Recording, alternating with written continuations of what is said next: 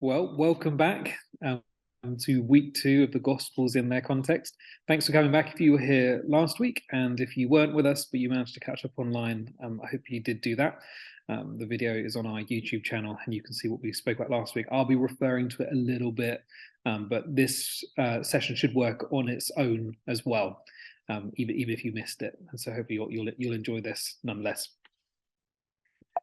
So, last week, just as a bit of a recap, we looked at the key events in the Old Testament that shaped the Judaism that Jesus knew in the first century. In particular, we looked at synagogues that likely started in exile in people's houses in order to keep the faith alive. They later became formalized in the sort of 400 years between the Old and New Testaments. Buildings were constructed and the Torah and the rest of the Hebrew scriptures were read out publicly, and children were educated in the text and in its meaning. Then we looked at Hellenism and its expansion across the world with Alexander the Great. Hellenism was a worldview, a culture that placed humans at the center of the world. Alexander the Great would come proclaiming his gospel, that he and Greek Hellenism had come. And so he came, they constructed cities with arenas and sports, for sports, theaters for plays, music, and universities for education, and hospitals for healthcare. And what he tried to do was win the hearts of the people by playing to their basic needs and desires. And finally, we looked at how Judaism responded to Hellenism. Their land had been invaded by several empires deeply entrenched in Hellenism, and despite the many good things it brought, not everybody thought it was a view that was compatible with Judaism. And some of those, on the other hand, had managed to embrace Hellenism. Some were corrupted by it, some more so, some less so, particularly if they wanted to cozy up to the Romans. So that was last week. And tonight, in part two, we're going to look in closer depth at the Gospels. What are they? Who wrote them and to whom? And how does that shape their look and their feel? What is the agenda of the various writers of the Gospels? So, as I said last week, that's Alexander the Great in Mosaic form. The word gospel, it's a Greek word. It predates the New Testament, and it's a word that would have been understood widely in the culture. Compound word, eu, meaning good, and angelion, meaning an announcement. And so euangelion, it just meant good news. It meant to bring good news. The Hebrew word of the same would be translated as Besorah. I know Sonora's on the call, so she'll correct me, I'm sure, Besorah, and was used, for example, when King David died and his throne passed to his son Solomon, a herald would announce the Besorah, that the new ruler was in charge. And so that was true for the Greek word as well. This is a political word. It's a word that announces a new ruler, a new king or kingdom. When one Caesar died and his heir claimed the throne, good news would be announced around the empire. Heralds would go into town to town, shout it to gathered crowds. Coins would be minted with the new king's head and his little catchphrase, and it would go around the empire quickly because trade went fast. And it's a word that says a new king has arrived. So bearing in mind that, you're probably already picking up on how controversial this word would have been to announce the gospel of the true king, Jesus, in Roman-occupied countries. And I guess this does bring into question, what then is the gospel for us as Christians? For those of us who were perhaps brought up or converted in more traditional evangelical circles, you may have come to think of the gospel more as like a message, focusing on God, on our sin, on Jesus' death upon the cross to take away our sins, his glorious resurrection to life, and his ascension to the right hand of the Father. And that message is communicated, and then a believer's prayer is said, and then we go from there, and that's the gospel. And I'm not here to critique that. Beyond saying that if that's the gospel, then why do we call the gospels the gospel? Because they're not exactly doing that. So what do we think the gospel writers are doing? Were they just writing stories down, or are they gospeling in some sort of way? To take the euangelion, the gospel is the announcement of good news that a new king has arrived. And so the gospel writers use this highly political word and they relate it to Jesus. They're announcing to their audience that King Jesus has arrived, a new kingdom is coming, and it's got various benefits for you. And what we'll see over the course of the next hour or so is that the same gospel writers tell the same story, but they tell it in slightly different ways. because their context is different, because their audience is different, because their backgrounds are different. And I think we should take this seriously in our own walk as disciples, with a call to make disciples. What is the gospel to us? What is it about Jesus that is good news to me? Why does his life, his death, and his resurrection change me in some way? And I suppose we should see the gospel in much broader terms than that particular thing I just mentioned. And actually, it's an announcement about Jesus. It's about his life. And so when we are telling stories about Jesus, when we're saying what Jesus was like, we are gospeling in some way. And we should think about that. We should really embed ourselves in the lives of Jesus we have, Matthew, Mark, Luke, and John, so we know the story, so we can share the story. Because we will come across people who need good news, who need the life-giving, transforming power of Christ. And we need to be able to gospel to them. We need to know what is going to, really what they need. What part of the gospel is really going to speak to them. And of course, we need all of it, but there'll be bits which speak more to people, because it's not a one-size-fits-all. Now, one thing that has been important for biblical scholars and apologists over the years is to try to harmonize the Gospels, sort of to demonstrate where there are discrepancies or differences between them, that they can in fact be explained or harmonized. For example, Jesus' first miracle in Matthew's Gospel is healing a leper, but his first miracle in Mark and Luke is the cleansing of a demoniac. Oh no, they don't match up. Now no non-Christian's going to take this credible or think this trustworthy in any way. Now, there is, I think, probably a place for that. There are similarities between the Gospels, particularly the three synoptic Gospels, but of course there are some differences too. And what I really want to say this evening, and what I hope you'll get across as we look at the three Gospels in their own right, is that I think they are intentionally different. They're not meant to be exactly the same because they are for different audiences. And so the gospel writers have a different way of telling Jesus' story. And we shouldn't feel anxious about this, but we should see each gospel writer trying to sort of gospel with their own agenda. And so they're being very, very particular about the words they choose and the sequencing of events that take place, because they are telling a particular story to a particular audience. So with that, we're going to go through, all four Gospels now, actually. We're going to spend quite a bit of time in Matthew, Mark, and John, and I've just got a little bit on Luke, but we'll start with Matthew because it's the first one in our Bibles. So, Matthew.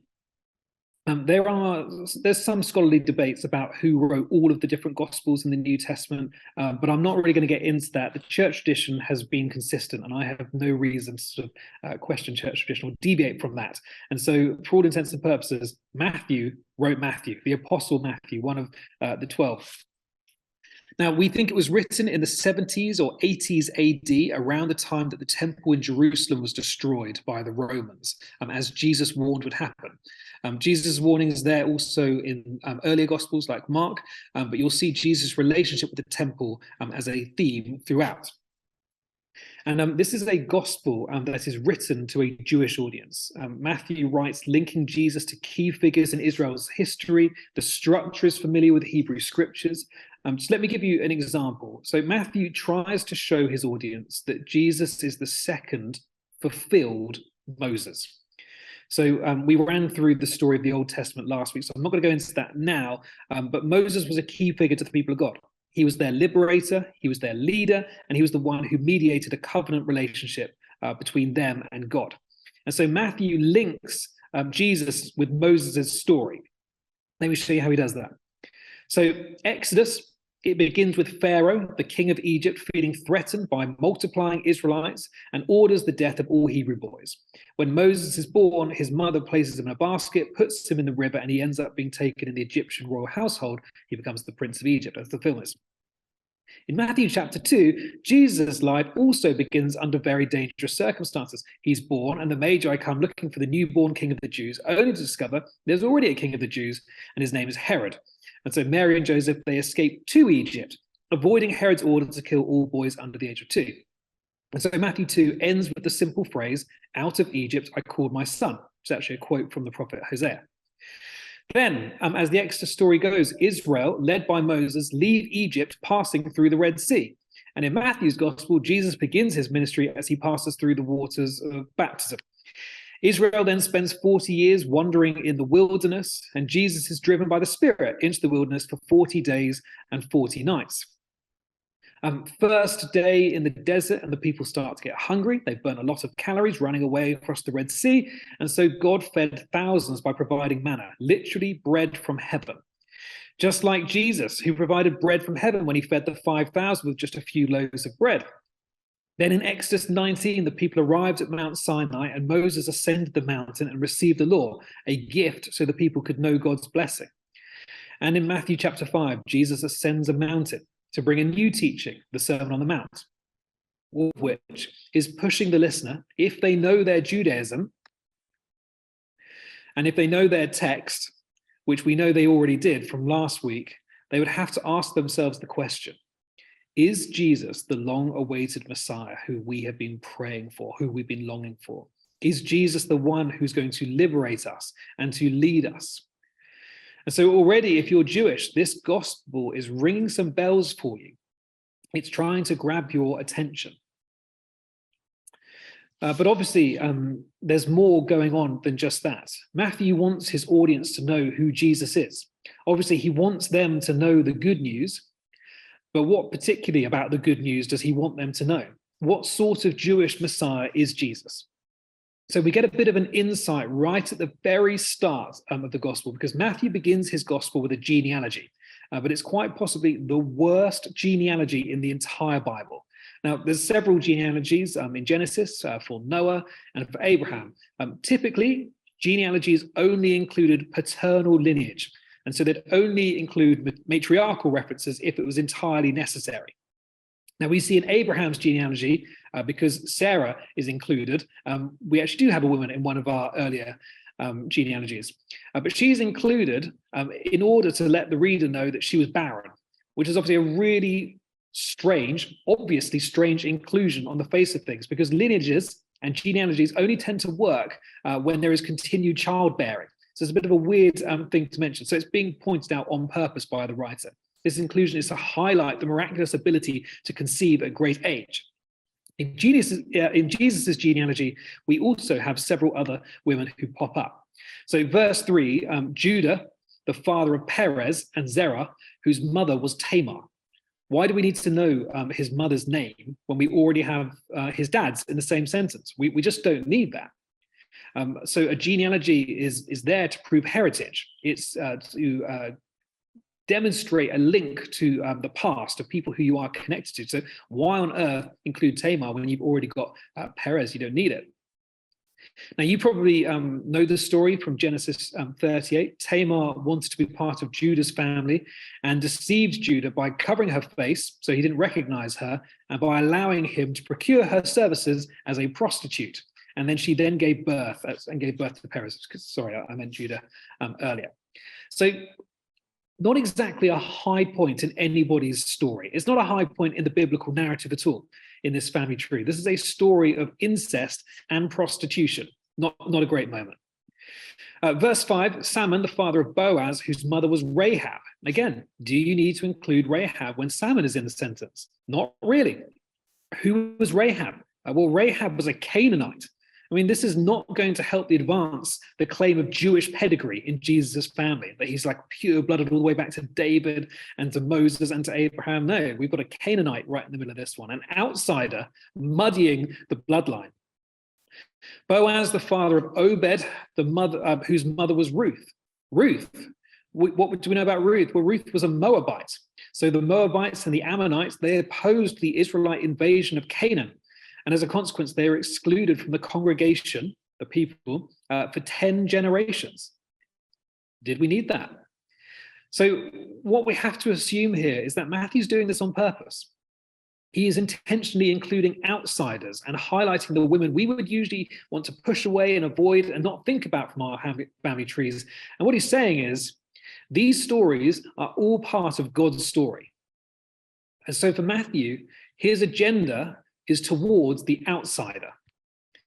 So you may or may not have seen The Chosen, but the image to the right of the screen there is of the actor who plays Matthew on the online series The Chosen, which is all about the disciples and the life of Jesus in the Gospels. Now, I actually haven't seen The Chosen myself. I've only heard good things about it, and so I recommend it to you as someone who hasn't watched it. But I was talking to someone about what I was going to be speaking about this week, and they said, "Oh yeah, The Chosen really helps me." So absolutely brilliant, because you really start to understand what the disciples are like. Now, apparently, in The Chosen, Matthew is depicted as having Asperger's or being on the autism spectrum. Why would Matthew have written a gospel that emphasizes the inclusion of the outsider? Well, I suspect it's because he knew firsthand what it was like to be an outsider. Firstly, we know that he was a tax collector. We don't know anything about his story, but at some point he seems to have decided and just gone, well, I'm going to turn my back on Judaism. There's nothing left for me in this community. There's nothing left for me in this religion. I'm going to turn my back on Judaism, and I'm going to become the servant to the Roman occupiers and oppressors of my people, and I'm going to become a tax collector. And so he was a pariah among his former people. He was hated. He was probably alone. And then one day, Jesus walks along, sees the man at his tax booth, and asks him to come and follow him. He asks the very person who had been taxing Peter, James, and John their hard-earned cash from fishing, and he's called to be among the 12. Perhaps also, like The Chosen has depicted, he was neurotypical. Perhaps he was different from other people, misunderstood and labeled, but yet Jesus calls him to join his mission. And so when Matthew writes his gospel about a new king and a new kingdom, it makes perfect autobiographical sense for this to mean that in Jesus, there are no outsiders. This is the agenda of his gospel. This king and this kingdom, it's open to anyone who wants to participate in what that king is doing.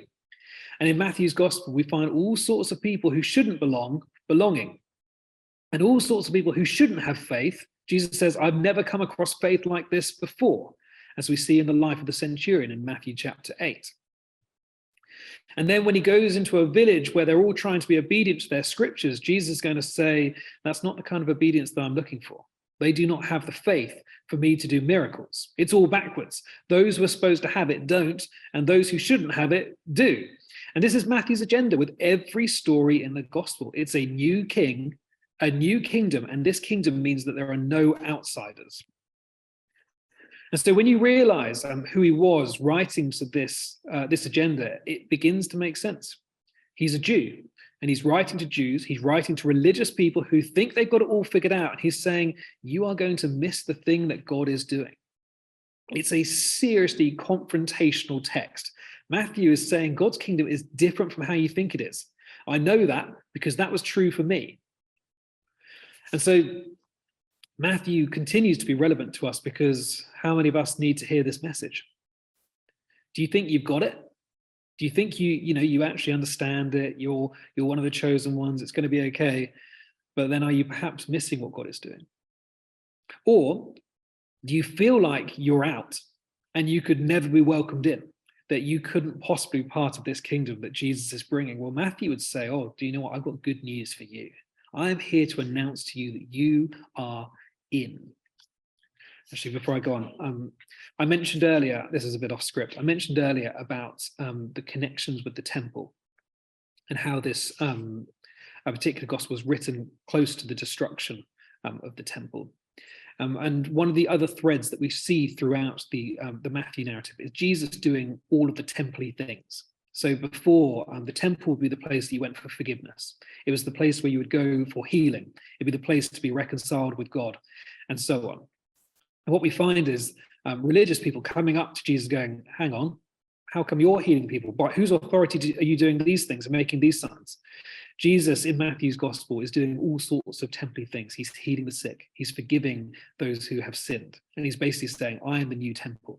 And as we see, we, the people of God, become, I guess, the living stones of God's temple as the Holy Spirit dwells in us. So that's another thread that you might see as well.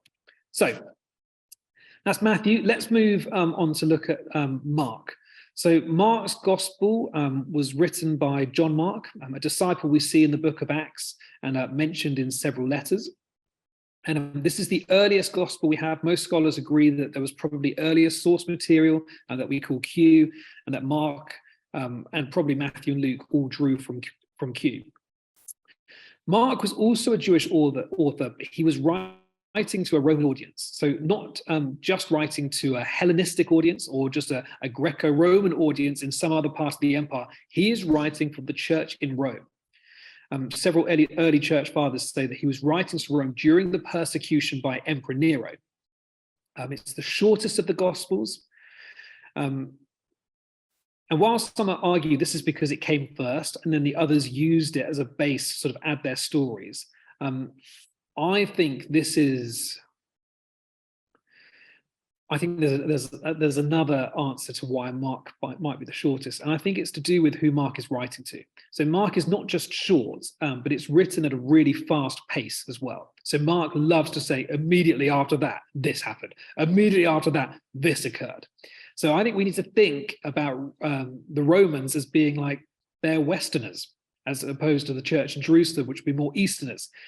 Westerners, they want information fast. They want it now. So Matthew's gospel is full of like buried treasure, nods and allusions. Oh, here's sort of 5 accounts which are happening. Oh, there's 5 in the 5 books in the Torah.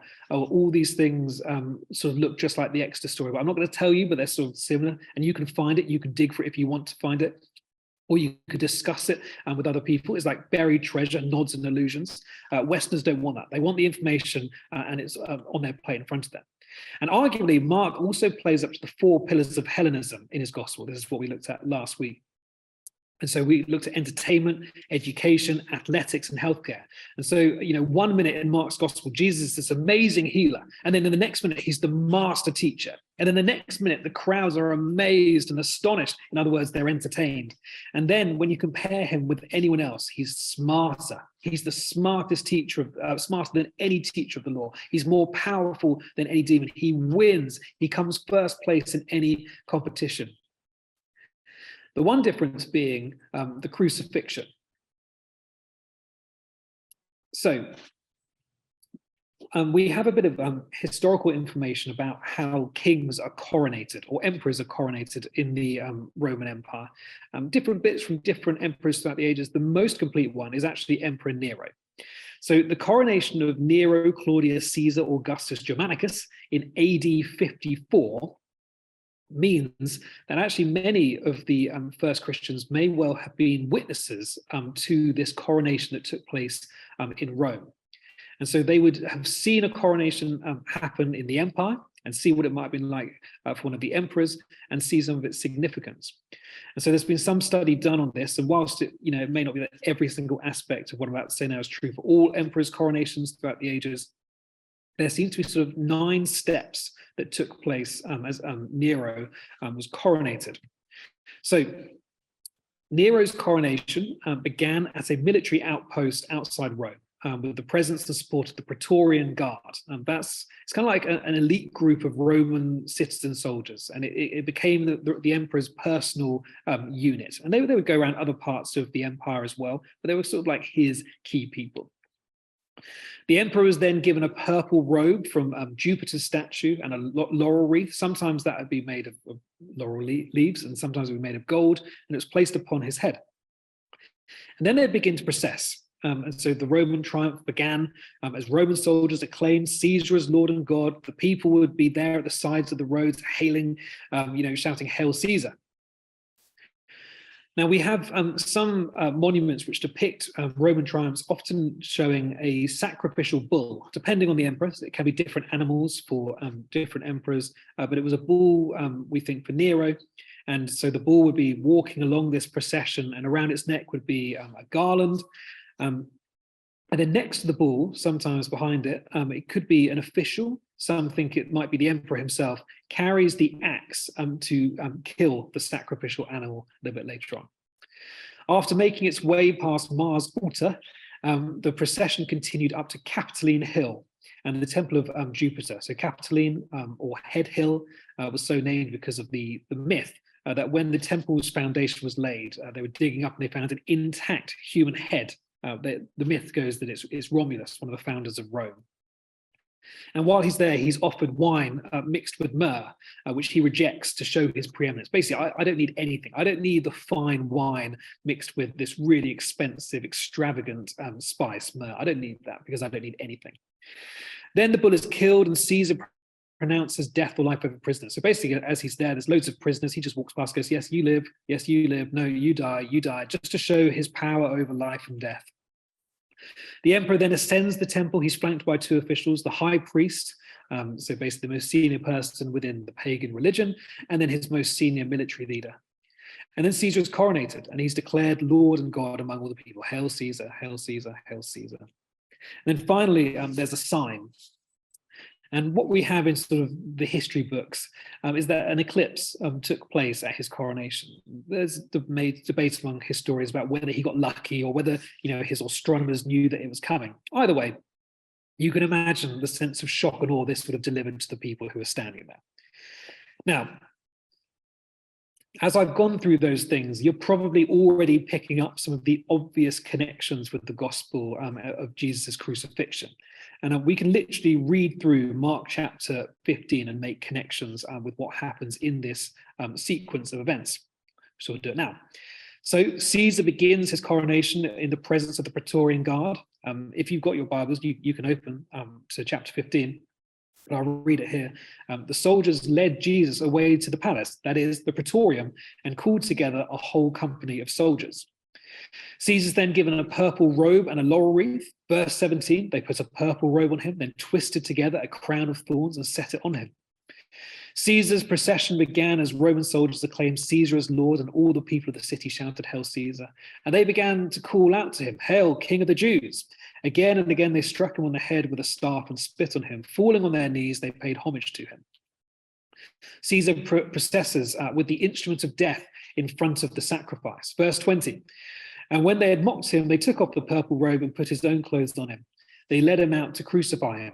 A certain man named from Cyrene, Simon, the father of Alexander and Rufus, was passing by on his way from the country, and they forced him to carry the cross. Caesar then ascends Capitoline Hill, and he refuses wine mixed with myrrh. Verse 22, they brought Jesus to the place called Golgotha, which means the place of the skull.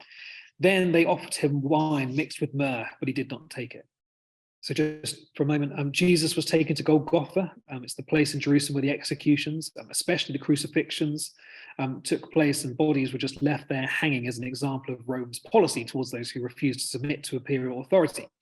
Now, Mark translates Golgotha from the Hebrew as the place of the skull. The Hebrew word usually refers to a human head detached from the body. The implication is that Jesus was crucified at Head Hill, or the place of the head, which is a very strong parallel to Capitoline Hill. And in like fashion, wine mixed with myrrh was offered to Jesus when he reached Golgotha. I probably said this just a moment ago, but wine mixed with myrrh was an expensive delicacy in the Roman world. And there's no known custom for Romans providing it to condemned prisoners, especially those facing the humiliation of crucifixion. And this is one of those bits where harmonization among the Gospels becomes a task for people to engage in. So people go, oh no, in the other Gospels, the wine doesn't happen until after he's been crucified. They put it on a hyssop branch, and it's vinegary. It's not good wine. They put it in his mouth. So how are we going to say, oh, this happens before? Perhaps both things happened. And and I'm like, well, yeah, maybe. Or maybe Mark is making a point here. Maybe he's trying to tell a particular story to a particular audience, and he's trying to make strong, obvious links for them to understand and to see what is happening with their experience. Then the sacrificial bull is killed in verse 24. They crucified him. Dividing up his clothes, they cast lots to see what each would get. Caesar then ascends the temple with the high priest and most senior military leader. In verse 27, they crucified two rebels with him, one on his right and one on his left. Caesar declared, Lord and God, hail Caesar, hail Caesar. Verse 29, those who passed by hurled insults at him. And then an eclipse takes place over Rome, and in verse 33, at noon, darkness came over the whole land until 3 p.m. So, interesting parallels between those two that Mark is trying to highlight to his particular audience. And his Roman audience had a really particular understanding or belief about what strength meant. In Mark's gospel, Jesus is seen as the best healer, the best teacher, the best entertainer, generally just the best at everything. He's a winner. And then we get to his crucifixion, a shameful, humiliating death. And what Mark does is he likens it to Nero's coronation. So Mark's gospel says Jesus is everything you're looking for, but his power doesn't look how you're used to it. You see how it's the gospel? It starts in a similar place to Matthew, but it's telling a different story to a different group of people. Mark's gospel then ends right at the very end. There's actually, if you read your gospel, you'll see there's bits in italics where some later bits have come on, but this is the original and the earliest ending we have. He goes, trembling and bewildered, the women went out and fled from the tomb. They said nothing to anyone because they were afraid. That ending, I think, makes more sense than the later additions to Mark's gospel. Because if you're a Christian and you're living in Rome during the reign of Nero, and your friends and family are being burnt alive in the streets for stating that Jesus is Lord and Caesar is not, and for believing that Jesus' vulnerable sacrifice is true power and not the enormous displays that are seen in Rome, to believe this message is to choose to follow a message that's going to result in fear and trembling. As this gospel is being proclaimed in the city of Rome among the Christians, it is going to be that's fear and trembling. That is going to be the response of people who take it seriously, who understand it and understand what it might mean to follow this Jesus. One final thing, just for Mark's gospel, is did you notice that strange detail about Simon from Cyrene's son, Alexander and Rufus? What's that about? There's no way of proving this, but when Paul writes to the church in Rome, he gives greetings at the very end, and he says, "Greet Rufus, chosen in the Lord, and his mother, who have been a mother to me too." It would be nice, wouldn't it, if Mark's gospel, the first time it's read out in a Roman house church, that Rufus and Alexander are sat in the congregation hearing about how their dad back in Jerusalem many years ago carried Jesus' cross. Anyway, that'd be nice if it's true. I can't prove it, but it's an interesting addition that Mark includes in his gospel, and I don't know why he does that. Okay, this is Luke. I'm going to just speed through this so that we get to John's gospel and spend a bit more time there. Luke's gospel, attributed to Luke. Luke is a physician. He's a Gentile author. It's often said. People say that he's the only Gentile author of the whole Bible. Now, there's debate back and forth about what it truly means to be a Gentile author, because in reality, for Luke, it's most likely that he was actually a proselyte, that he was a Gentile who had converted to Judaism, or perhaps had like a Jewish mum or a Gentile father. Anyway, he was not sort of fully Jewish, but actually he had really come into the customs of Judaism. So he'd probably taken on circumcision, he was eating kosher food, and so he's a Gentile that converted. But you can assume that he's in sort of the Hellenistic Jewish camp because he's a physician, he's a doctor, he's academic, he's well trained, he's intelligent, and so he's capable of learning a new worldview, which you need to be if you're going to convert. And to do that, you then become a son of Adam. So he's kind of like a Gentile, but he's also kind of like a Jewish author. Again, written around the 80s, and a bit of a debate about who he's writing to. People assume that because he's a Gentile, he's writing to a Gentile audience as well. But I think there is an argument to be said that he's also writing to a Jewish audience, but perhaps one which is really centered on the synagogue. So this is the beginning of his gospel. He says, "Many have undertaken to draw up an account of the things that have been fulfilled among us, just as they were handed down to us by those who were first eyewitnesses and servants of the word. With this in mind, since I myself have carefully investigated everything from the beginning, I too have decided to write an orderly account for you, most excellent Theophilus, so that you may know the certainty of things you have been taught." So Theophilus, it's a Greek name, which is why people think he's writing to a Gentile audience, but it's a Greek name that means friend of God or God's friend. And so it could be a Jew.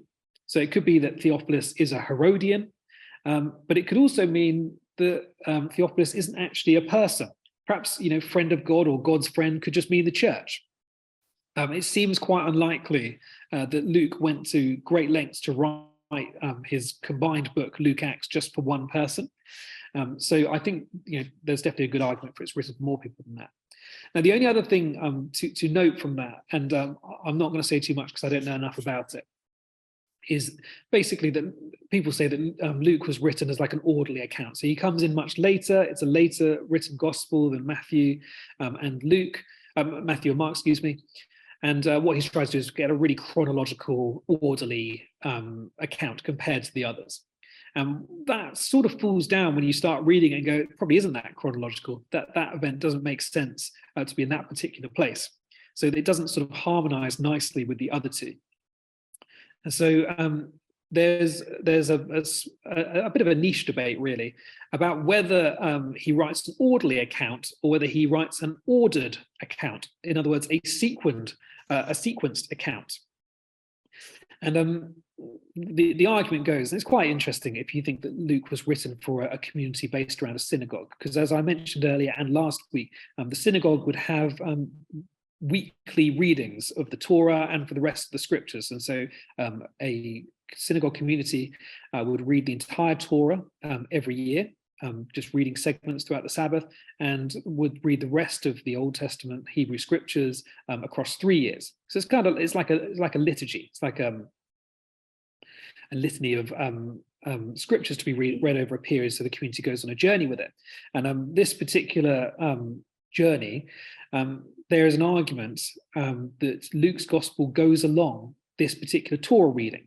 So you could read the Torah reading, and then you could read a segment of Luke's gospel, and it all matches up really quite nicely. And so the idea is that you are part of a Judeo-Christian community at this stage, or you're looking to sort of encounter a Jewish community and to tell them the good news about Jesus Christ. And you would go to synagogue and you would hear that daily portion of the Torah being read, and then outside, when all of the sort of the different rabbis and teachers and just anybody in the community who wants to debate and discuss the particular reading of that passage, then parts of Luke could be read at the same time in conjunction. So it's an interesting idea. I don't know how popular it is, but it's quite cool. So that's all I'm going to say on Luke, because I want to get to John now as we draw to a close. So finally, let's look at John's gospel, which comes as a set. So John, the beloved disciple, he became the pastor to Asia. In addition to his gospel, he also wrote 3 letters to the churches in the area, and also Revelation. So Matthew writes to religious Jewish Christians, Mark writes to Romans, Luke might write to Gentiles or to Jews, but that particular argument I could just put forward is that it's actually a Jewish community. John finds himself in a Greco-Roman, so more Greek than Roman world, and it needs a unique gospel still. So it wouldn't do just to have Mark's gospel, because they're really exclusively in Rome, and it's just a different vibe out there. And so John, who finds himself in modern day Turkey, Asia Minor, he's going, well, this is a different thing. They're not really sort of with all the Roman pomp and circumstance, but they still sort of worshipping these Greek/Roman gods. And the Jewish community who would have been there would have been entirely Hellenized. That's not like the Jewish Jerusalem temple observant Jews who are back in Judea. These are people who have moved to Turkey or Asia Minor for various reasons. Some would be like missional reasons. They want to be a Jewish witness in that place, and other reasons altogether. But these would be people who are more assimilated, more engaged with the worldview, and less isolated than the Judeo-centric Judaism centered on Jerusalem. And being located where he was, his audience was a bit of both. So he encountered Jews and Gentiles, and so he's trying to write a gospel for both Jews and Gentiles. So John starts one of his letters saying, that which was from the beginning, which we have heard, which we have seen with our eyes, which we have touched, that we have looked at, and our hands have touched, this we proclaim concerning the word of life. The word of life, we have seen it and testified to it. And we proclaim to you the eternal life, which was with the Father and has appeared to us. We proclaim to you that we have seen and heard, so that you may also have fellowship with us. And our fellowship is with the Father and his Son, Jesus Christ. We write this to make our joy complete. And so these verses, this is the beginning of 1 John chapter 1, include lots of references to experience. So touched, seen, appeared, heard. John, the beloved disciple, he cares for his two audiences, and he wants them to know what he has seen and heard and touched and experienced of Jesus, and he wants to have them to have that experience for themselves. Let's just look at how John opens his gospel. In the beginning was the Word, and the Word was with God, and the Word was God. He was with God in the beginning. Through him, all things were made. Without him, nothing was made that has been made. In him was life, and that life was the light of all mankind. The light shines in the darkness, and the darkness has not overcome it. Now, this starts with the inclusion of the word, or in the Greek, the logos. Now, from a Gentile perspective, this is a word that philosophers have been discussing for centuries at this point. Plato, Aristotle, Philo of Alexandria, they've all been discussing this word. And the Greek idea is that there is something out there that is holding everything together. Some transcendent idea that is bigger, greater, more than all matter itself. Something mysterious that really just drives the reality that we live in. And they would call that particular word logos. And so when John begins his gospel, he says, in the beginning was the Logos, and the Logos was with God, and the Logos was God. And so the Gentile audience would say, yeah, that makes sense. I'm following you. I'm with you. Sure. Then John offers his next verse. He was with God in the beginning. Through him, all things were made. Him. He was with God at the beginning. So at this point, the Greek will go, wait, what? Wait, what? No. Logos is not a person. Logos transcends all persons, John. And so what John is talking about is that this logos, this thing that makes sense to everyone, and then he sort of just turns direction and says, this is actually Jesus. He's saying Jesus is the logos that you're talking about. And this would be a difficult thing for Greek people to understand, but it's also speaking their language. Let's look back at it as how a Jew might read this word logos, or word. You might think that they might, when they hear the word word, that they think Torah. Torah comes to mind. And so in the 1st century BC, the sages sometimes called Torah wisdom, something that predates creation. The truth of Torah in its unwritten form is pre-existent to creation. It's with God. So in the beginning, there was Torah, and the Torah was with God, and the Torah was God. And every Jewish reader goes, yes, of course, that makes sense. We're with you, John. And then in the next sense, he goes, he was with God at the beginning. Through him, all things were made. And that exact same moment, a Jewish reader, like the Greek, goes, whoa, wait a minute. Torah isn't a person. It's the mind, it's the will, it's the words of God. It's not a person. And so John is speaking to two groups simultaneously, and he's making exactly the same point. And at the same point in this paragraph as well, he is a genius. How do you communicate the euangelion, the gospel, to a mixed audience in a completely unique way? Is how. Let's look at the 7 I am sayings that is really sort of form the basis to the structure of John's gospel. So we have 7 I am statements that run the course of the gospel. I am the bread of life. I'm the light of the world. I'm the gate or the door. I'm the good shepherd. I'm the resurrection and the life. I'm the way, the truth, and the life. And I am the vine. What do these statements say to a Gentile audience? Well, in the Greco-Roman culture that they lived in, they would all know of gods who made exactly these same statements about themselves. So the pagan god Demeter was the god of the harvest, and he was responsible for food and agriculture. And so when Jesus says, I'm the bread of life, it's like he's confronting this god. I am the light of the world. Well, for the Greeks and the Romans, Apollo was obviously the god of light, and Jesus, he confronts this myth in this gospel. Janus, the two-faced god, was the god of the new year. And so we might think of like the new year being sort of going through the door from one year to the next. Pan was the half goat, half man who oversaw the flocks. I am the good shepherd. Jesus is challenging this God too.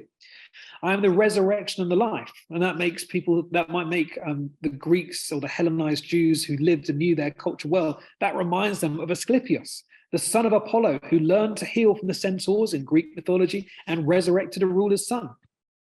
I am the way, the truth, and the life. Well, obviously, Athena is the god of truth. We know that, don't we? I am the vine. But of course, Dionysus is the god of wine, and he's depicted carrying grapes. And so when a Gentile hears the 7 I am sayings, what's being said by John is that everything that you can find in Pan, you can find in Jesus. Anything that you can find in Demeter, you can find in Jesus. I am the answer. All these other gods, they are counterfeits. I'm the real thing. I might not be the real thing that you want. I might not be the real thing. I'm not the real thing that you like to think the real thing is, but I can give you life and life to the full. How does a Jew read these exact same statements? And obviously the I am being sort of connected to the name of God would obviously be a massive bell, which they would recognize. But more than this, each of these statements can be found as predating John's gospel in various writings in the Torah and in extra biblical material to reference the Torah. And so if a Jew hears bread of life, they will think manna in the wilderness. But of course, the teachers later said, but of course, real bread of life was the word of God, is the Torah. And when they hear light of the world, they would think, well, of course, your word is a lamp unto my feet. And the door, if you want to walk through, the invitation is to walk through the Torah to the way of life. I am the good shepherd. Well, God is the shepherd, but how does the shepherd lead his sheep? With his voice, with his word, the Torah. Torah is the good shepherd that guides us in the wilderness. I am the resurrection and the life. And of course, the Pharisaical school says, if you want eternal life, then you must be obedient to Torah. I am the way, the truth, and life. And we get caught up on sort of going to heaven through Jesus, but of course it's Torah, it's Torah, it's Torah. I am the vine, it's the Torah. And so these 7 I am sayings, they are brilliant to a Gentile audience. They're confrontational, they're challenging, and simultaneously to a Jew, John's case is to say that Jesus is the Torah. And you just got to imagine John sat in Asia, learning about Greco-Roman culture. He's shipped over from his home country and he's gone over there. And he's hearing about all these different gods who the people worship. Apollo says he's the light of the world. Well, actually, I've always been brought up to think Torah is the light. But now I know that Jesus is the light of the world, and so on. And so it's an amazing thing that John has put together in this gospel. And John's got tons of sub-narratives to go along with it. He uses Genesis a lot to make links for the Jewish audience. He's got the 7 signs, and the 7th sign, and of course, these 7 signs go with the 7 I am sayings, but 7 being a significant number that Jews would sort of look back to the creation story. And so he's got these 7 signs, and the 7th sign is the raising of Lazarus, which makes the resurrection that comes after that the first sign of the new creation. And so when Jesus is resurrected, he's resurrected in a garden. And who's in the garden? Well, it's a gardener, Jesus, and a woman looking for Jesus. Now, in the other Gospels, there are 2 women, but in John's, there's only 1. Why? Oh my gosh, we have to harmonize this. We have to try and make sense. Maybe one of them was mistaken. No. Perhaps John really wants to make a link to another story. Perhaps he wants to draw his readers back to a garden at the dawn of creation, where there is a woman talking with a gardener. He's saying this is a new creation. He's telling something very particular to this particular crowd. John's Evangelion is unique to his context. Each gospel writer, they know their text well, they know Jesus' teaching well, and they know their audience and cultural context well. I mean, how much would they have wanted to bring a gospel to their context, to write the way that they did? John must have had to have lived there for a really long time to understand who it was that he was trying to connect with, like years and years and years. I mean, I guess there's all sorts of, debates and questions about why the Gospels came so much later. Like Paul's letters, we have fairly soon after Jesus' death and resurrection, but the Gospels seem to come much later. Why is that? Probably because they're not just trying to write an account. They're not just going, this happened, this happened, this happened, this happened. It's because they're trying to get to know their audience. And they want them to know the Jesus as they know Jesus. And it's going to take time to produce a gospel like the ones we've been reading. So there we are. That is week 2 of the Gospels in their context.